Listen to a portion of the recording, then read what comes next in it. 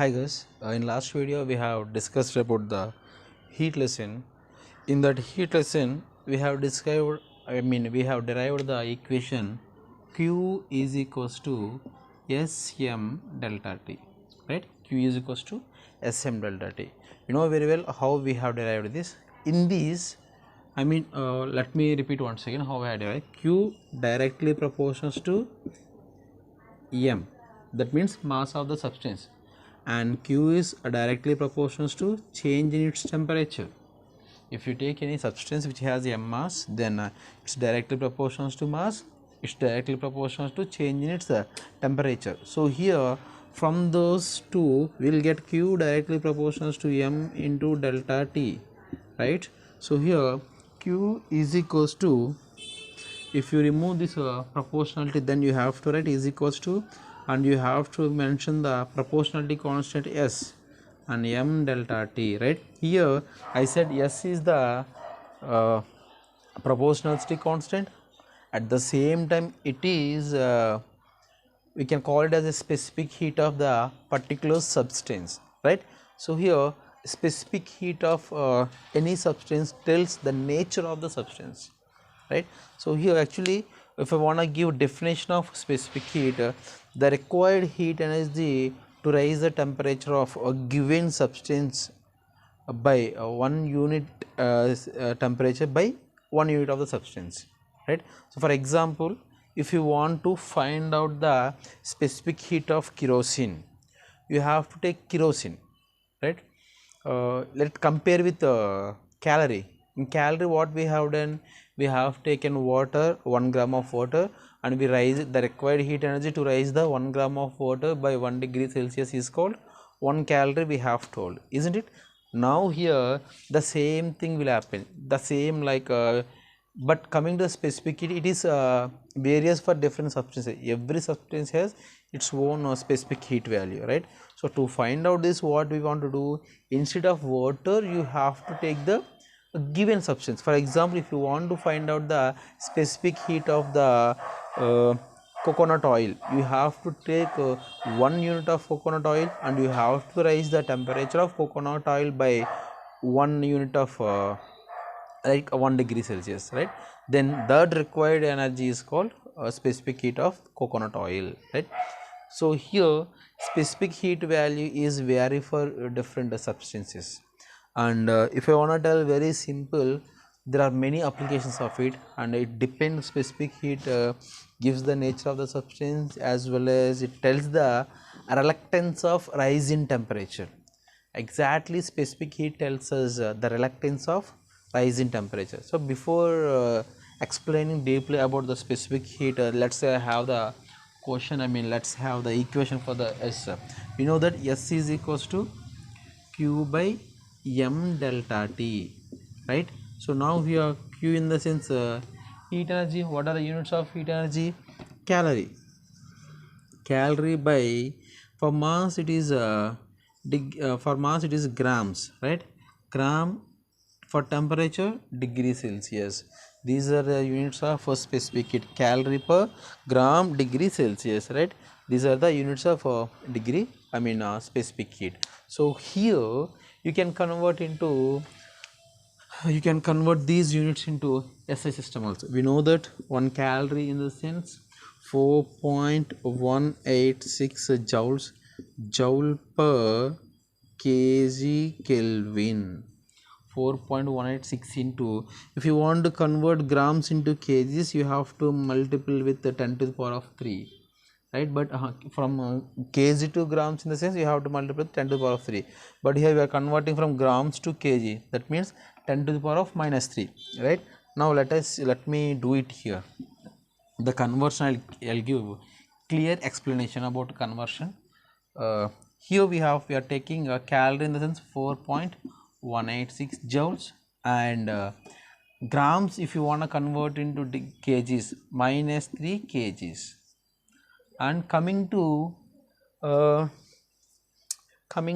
degree Celsius, here do remember that degree Celsius, if you want to convert degree Celsius into SI system, then what we have to do, we have to multiple with we have to add 273. Yesterday we have learned that when you want degree Celsius, if you want to convert the degree Celsius into Kelvin scale, we have to add plus 273, right? But here do remember that we are not using the temperature, we are using change in temperature. That whatever the unit, change in temperature is same, either in kelvins or degree Celsius. So that is why here instead of degree Celsius simply you have to write Kelvin. Do remember, you should not write 273, because we are not using temperature, we are using only change in temperature, delta T. If there is only T, then you can write here plus 270, but there is no, in the formula itself it mentioned very clearly change in temperature. The change in temperature is equal either it is in CGS unit or either it is in a SI unit. That is why we have to use only Kelvin, we should not add the 273, right?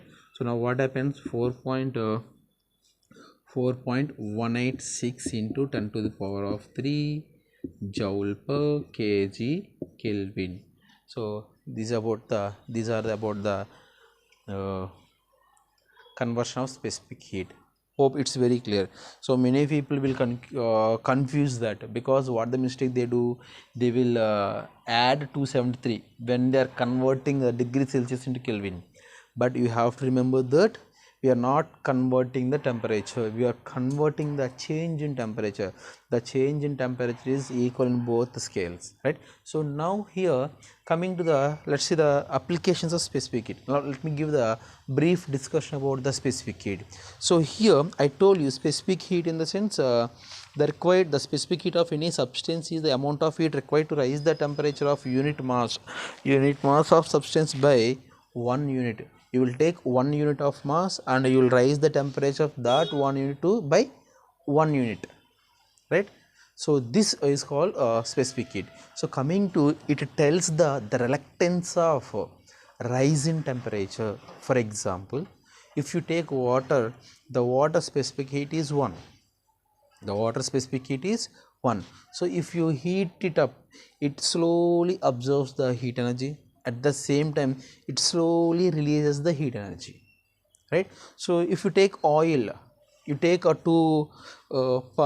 take 2 beakers, and in one beaker you pour 1 liter of water, in another beaker you pour just 1 liter of in this 1 liter of oil, in another beaker you pour just 1 liter of water. Just imagine both are at 30 degrees Celsius. In the starting, both beakers are at 30 degrees Celsius. Now, if you want to raise the temperature, we have to raise the temperature of these 2 beakers to the 50 degrees Celsius. What we have to do? We have to give heat energy. When you give heat energy, obviously the temperature rises, right? So here, you can give the similar heat energy, but here oil takes very less time to reach this temperature, but coming to water, it takes more time to reach this temperature. So from this we can conclude that the reluctance of rise in temperature given by its nature, that nature is nothing but specific heat of the substance. So here why specific heat is different for different substances. Every substance don't have the same value, right? So let's see this, let's discuss this. Specific heat in the specific heat is different for different substances. If you take any substance, a substance is made up of molecules are made up of atoms, right? So here the molecules are atoms. When they are moving in a substance, they possess some internal energies. Every substance possesses some internal energies, because the substance is made up of molecules or atoms. They move randomly, they don't be quite right. So they have some internal energies like potential energy, kinetic energy, rotational kinetic energy, linear kinetic energy, vibrational energy. These are the internal energies of the molecules which are in the substance, right? So here when you are giving heat energy to the any substance, what the substance will do, it will try to develop the internal energies like vibrational kinetic energy, rotational kinetic energy, linear kinetic energy, potential energy, etc. Right? But here every substance will try to develop the internal energies, but coming to they don't develop their internal energies equally, right? So they don't develop their internal energies equally. For example, if you take water, what the water will do, it will try to develop the linear kinetic energy more than rotational kinetic energy. If you take oil, what the oil will do, it try to develop the rotational kinetic energy more than water. So the developing of internal energies are not same or not equal for all the substances. Due to this reason, the specific heat is not same for all the substances. Hope it's very clear, right? So here there will be one sentence, right? Right. So if the substance gives lot of its energy to rise the linear kinetic energy, then the rise in temperature of the substance will be more. For example, here if I take water, the specific heat of water is 1, and if I take oil, it will be like 0.2 or 0.3, it will be like that, right? Like very less than that of water.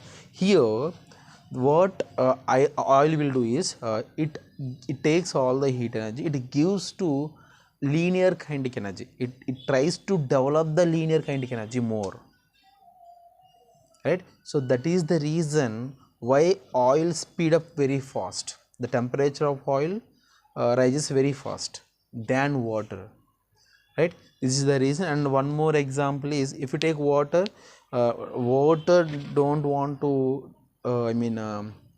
increase its linear kinetic energy more. What it will do, it will develop remaining internal energies. That is the reason why water has more specific heat value, and that is the reason why it slowly gets heat up and slowly calm down, right? So that means the water absorbs heat very slowly and it releases heat very slowly, right? So these are the examples, these are the this is the explanation of the specific heat. Now let us see few examples, few applications. First famous application everyone can write, that samosa. When you observe the samosa, it's very cool outside, it's normal to outside, but when you bite in it, when you touch the curry it seems too hot sometimes, right?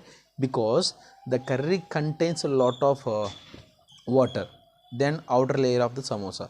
So here what happens, due to that difference, what happens here, uh, as the curry contains lot amount of water, it holds heat for long time, because the water has high specific heat value, it slowly releases heat, right? At the same time, one more application is watermelon. Yes, you may keep for fridge for longer time. After removing it from the refrigerator, it takes a lot of time cool down. To raise the temperature, it takes a lot of time to raise its watermelon, right? And like this there are many. And one more thing is moderating the temperature of earth. At equators, the temperature will be very as equator is very close to the sunlight, as sunlight falls very straight to the equator, the intensity of the sunlight will be more, so that more temperature will develop on the at the equators. But water bodies which are at equators, they absorb the heat energy from the atmosphere and from the sunlight, and they transfer that heat energy to the poles. Due to that, what will happen, aquatic animals will survive at the poles. At the same time, the temperature of the equator regions will decrease, right? So these are the many applications. And one more recently, yeah, let me tell you with an example which is not in a textbook. You might observe that groundnuts, right? So in the sand they use it to heat up, right? They, what we call, they fry them in the sand, then they take a lot of time. I mean they take very less time to cook up, right? So here if you take sand, specific heat is very low, so it absorbs heat very fast and it releases heat very fast. That is why in the desert the sand will be more and the temperature also will be more in the daytimes. Coming to night time the temperature falls down very low because sand don't hold more amount of heat, it absorbs, it releases immediately. This is the reason in the desert the temperature in the daytime is very high, at the same time in the evenings, I mean at night the temperature falls down very low, right? So these are about the important things about the specific heat. So hope this content reach you well. If you have any doubt, please comment below. Thank you.